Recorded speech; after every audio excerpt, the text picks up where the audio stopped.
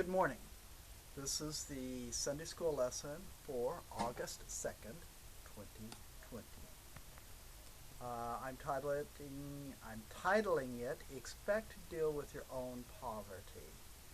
The lectionary readings for today are Genesis 32, 22 through 31, Psalm 17, 1 through 7 and 15, Psalm 145, 8 through 9, and then 14 through 21, Isaiah 55, 1 through 5. It's one of my favorite passages. That goes, "Ho, everyone that thirsteth, come ye to the waters."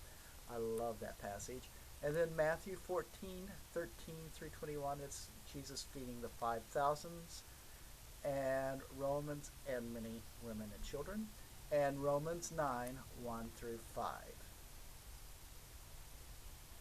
I'm going to focus on the feeding of the 5,000 and women and children because even though I've been familiar with the story all my life, I feel moved by the simple fact that God sometimes needs an empty space in order to work.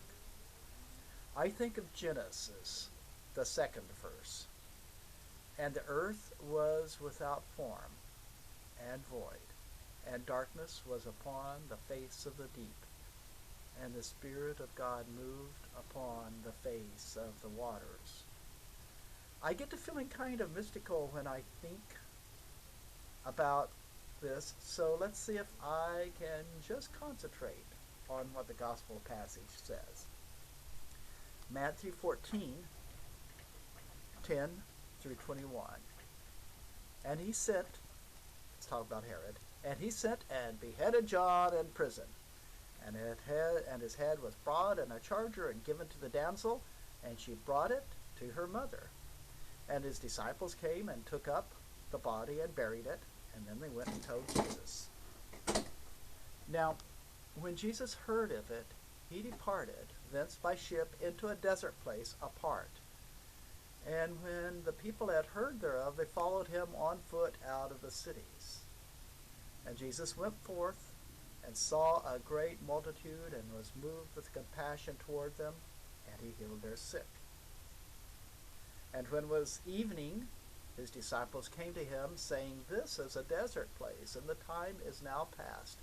Send the multitude away, that they may go into the villages, and buy themselves victuals," or victuals, as we used to say. But Jesus said unto them, They need not depart. Give ye them to eat. And they said unto him, We have here but 5 loaves and 2 fishes. And he said, Bring them hither to me. And he commanded the multitude to sit down on the grass, and took the 5 loaves, and he took the 2 fishes, and looking up to heaven, he blessed, and brake, and gave the loaves to his disciples, and the disciples to the multitude. And they did all eat, and were filled. And they took up of the fragments that were remained 12 baskets full. And they that had eaten were about 5,000 men, beside women and children. Max Philip Parrish, his most famous works are beautiful pictures, but they aren't what we would call real life. Here we are. This is one of his most famous pieces. It's full of joy and, well, joy, but that's about it. There is no ground below the person's feet. We don't know what his or her rope is attached to, and the castle in the background is amorphous and unapproachable. We tend to think of the scenes of our favorite miracles just like some of the paintings we see in Technicolor films. Lots of beautiful music being played in the background, maybe just quietly enough that you can't really listen to it. The sun slanting at an angel, which makes the elements of the scene look interesting. And Jesus looking divine and somehow human at the same time, kind of like a Buddha saint or a modern guru or fakir or even an Ayatollah. Something painted by Max Philip Parrish. The real scene for the feeding of the 5,000 plus women and children would have been painted someone like an Ashcan school painter.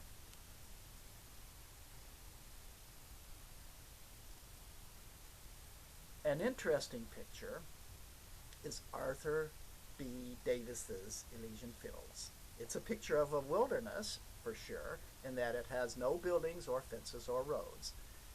It is an idyllic scene of the afterlife, kind of like an eternal beach party. Joy, but not a whole lot of real life as you and I know it. Now, I grabbed this picture because I was looking up Ashcan painters, and this painter is supposed to be of the Ashcan school, and here's this idealistic scene. Well, I guess even realists can be idealists once in a while. Anyway, the scene of this miracle, the feeding of the 5,000 and women and children, was a bit more gritty. Those thousands of people had walked for miles. Then they hung out together in the wind and the weather until close to evening, and the sun, might I add. Closer to the scene of the feeding, the 5,000 plus women and children, is George Luke's Houston's retreat scene.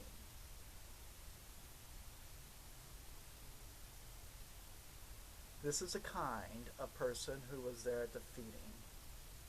All kinds of people from all walks of life and all ages. Maybe this is what it looked like just before all those folks said, "Hey, Jesus has gone to the beach. Let's go too."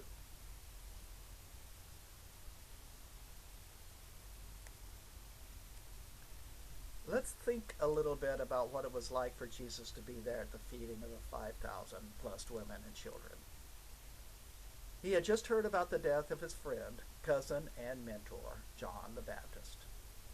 This was probably not a surprise. After all, absolute monarchs had the power of life and death for any person within their domains. And John had not been subtle in his criticisms of Herod, so finally Herod killed him, and blamed it all on someone else, of course. When we think of this story, we often focus on the supposed ineptness of the disciples. Here's a very simplified version of many of the Bible stories. Jesus' crew notices a problem. The crew is pretty clueless and can't quite get they have the Son of God on hand. Said, Son of God fixes a problem. Now, you know all you need to know about the Bible, right? Well, what we in the 21st century do not want to get is that the very cluelessness is what God needs to work with. We don't want to get it because it's humbling and it's humiliating to be clueless. We like to think of Jesus as a pretty smart fellow, so he surely knew what time of day it was and how far the people had come, and that there was no catering service contracted. But he waited until the disciples came to him and said, "We have a problem, and here is our best solution. Tell everyone to go away. You never invited them. They are not your responsibility. And if they have issues with that, well, at least they will faint out of sight."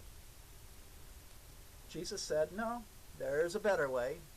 You can feed them. That way nobody has to faint."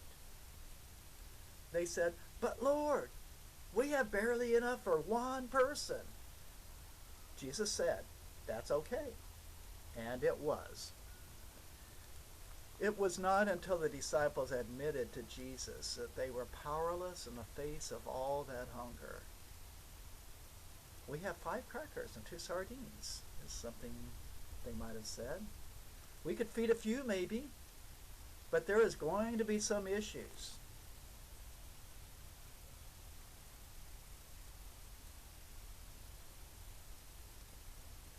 Some are going to get something, but there just is not enough. We can't control this crowd, and here you are. You're asking for a riot, Lord. But what did Jesus say? "Bring them to me."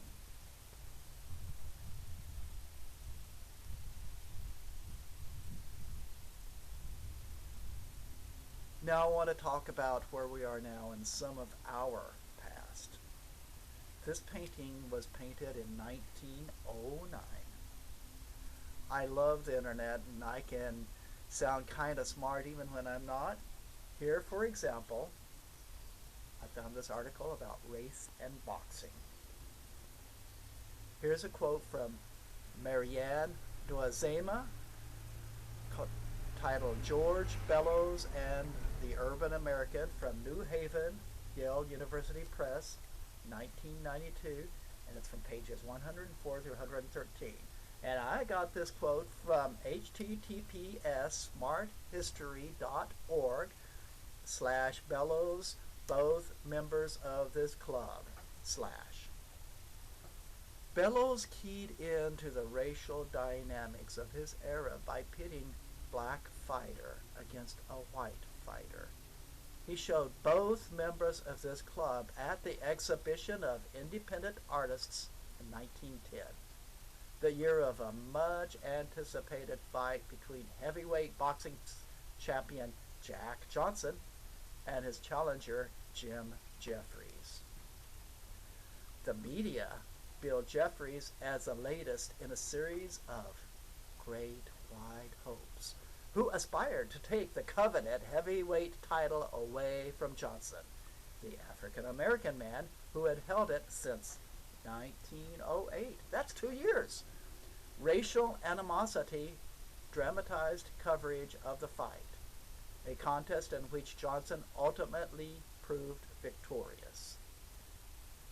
Though the matchup in both members of this club cannot be definitively assigned to any particular boxing bout, race is thematically and compositionally central in Bellows' scene. The painting's title registers as darkly satirical when we realize that during this period of segregation, fighting, especially illicit prize fighting, at a place such as Sharkey's, was one of the few forums in which membership could be conferred equally and close interracial interaction condoned. Which is all very well and good. And it's good for us to know about our history. But you might ask, what does a painting of two guys duking it out in a somewhat illicit club in 1909 have to do with either the miracles of Jesus or events in 2020? We are facing some big issues as individuals and as a nation. I'm not sure we're up to facing these issues, but we won't know until we come to that point in our lives where we come to Jesus and say, here's what I got. Take it and use it.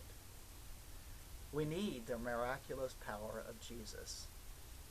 The past few months have underscored that we can't depend on our government to be constant in anything. And if it's something we need, especially with making ends meet or fighting off disease. The past few months have underscored that we can't depend on random individuals we meet to keep us and our children safe just by wearing a mask. The past few months have underscored that those in power hold those in power more highly than they hold us. What a surprise. We have to fight in any arena we can fight against those powers, and we have to fight with the very little that we have. We're like David, who fought a battle with someone having the most modern technology of that time and the greatest physical ability with only rustic shepherd's tools. What did David said? Then said David to the Philistine, Thou comest to me with a sword, and with a spear, and with a shield. But I come to thee in the name of the Lord of hosts, the God of the armies of Israel, whom thou hast defied. That's in 1 Samuel 17:45, by the way. Most of us don't have extra loaves and fishes. We are surrounded by those who need those loaves and fishes. We have, if we can, to give and do our miracles in the name of the Lord of hosts. We won't ever be famous philanthropists, but we have to deal with our own inadequacies before God can use our lunch to feed the crowd. If all it took was poverty for miracles to happen, miracles would be so commonplace we would not consider them miracles anymore. But God does seem to have a special affinity for poverty and those empty parts of our lives.